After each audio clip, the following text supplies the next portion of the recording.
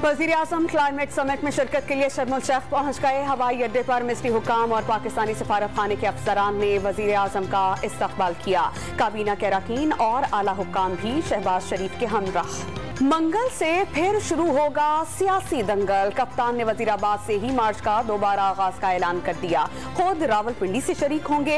अपनी ही हुकूमत ने पुलिस पर FIR से इनकार का भी इल्जाम लगा दिया। जिनका नाम ले रहे हैं उन पर पर्चा नहीं कटेगा। लीगी रहनुमा अता तारड़ ने चेयरमैन PTI को गार्ड्स और वज़ीर आला पंजाब के खिलाफ पर्चा कटवाने का मशवरा दे दिया। मौसम गोंदल की मौत इमरान खान के गार्ड की गोली लगने से होने का शुबा जाहिर कर दिया। मौलाना फजल रहमान ने कप्तान की मेडिकल रिपोर्ट पर सवालात उठा दिए। गोली टांग पर लगी और हड्डी का इलाज कैंसर के अस्पताल में कराया गया। सरबरा PTN ने चेयरमैन PTI को ड्रामेबाज करार दे दिया। सियासी कशीदगी और इदारों पर इल्जामात। सदर बलोचिस्तान के वज़रा आला का सूरत हाल पर इजहार तशवीश। अब्दुल कुद्दूस बसिंज और मुराद अली शाह का मसाइल अफहाम व तफहीम से हल करने का मशवरा। वज़ीर आला सिंध मुराद अली शाह की डाकुओं की फायरिंग से जख्मी होने वाले पुलिस एहलकारों की सक्खर में अयादत। IG गुलाम मेमन भी वज़ीर आला के हमराह जख्मी एहलकारों को गुलदस्ते पेश किए।